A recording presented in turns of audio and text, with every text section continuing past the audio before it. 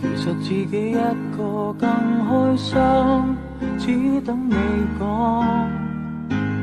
其實大家早已嫌大他，卻盼望恨有多一點碰撞。然而無聊事幹，不敢打攪對方。要是你願意誠實講一趟，彼此都起碼覺得釋放。不要哭，我也忍得了這些年來的委屈，沒法真心愛下去，只好真心真意的結束。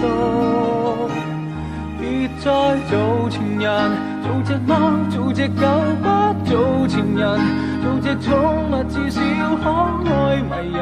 和你不瞅不睬，最終只會成為敵人。淪為舊朋友，是否有情深沒有心，只像閒人。若有空，難道有空可接吻？注定似過路人陌生，你怎麼手震？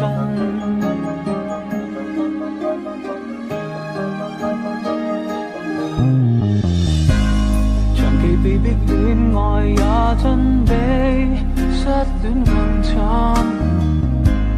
長期扮演若無其事般更困難，是我專登反應慢，明明為是10晚牌，一早該要攤。再像我伴侶，凝望多一眼，一生都將會記得今晚。別再做情人，做隻貓，做隻狗，不做情人，做隻寵物，至少可愛迷人。和你不瞅不睬，最終只會成為敵人。淪為舊朋友，是否有情深沒有心，只像閒人。若有空，難道有空可接吻？這預告把這虔誠內心。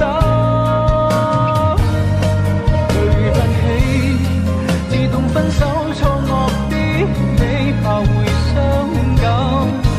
盲目的我，現在也可轉台來看你身手。別再做情人，做隻貓，做隻狗，不做情人，做隻寵物，至少可愛迷人。